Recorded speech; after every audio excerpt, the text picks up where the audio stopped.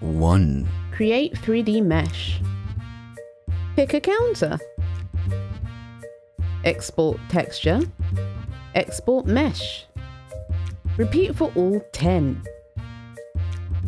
Little note, 1 to 5 has no wall connections. 6 to 10 has wall connections. 2. In Blender, if adding a new mesh, on your new mesh, UV map equals UV_0. Delete verts of the original, then merge.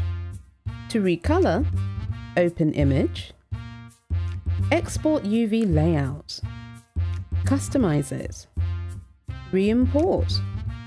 To see texture in Blender, update materials texture via checkerboard tab, tweak and play with it.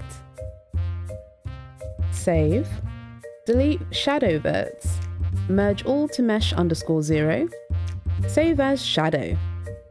Repeat for all 10. PS.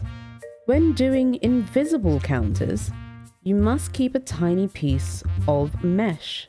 Just scale it down to make it look invisible. In Sims 4 Studio, re-import all.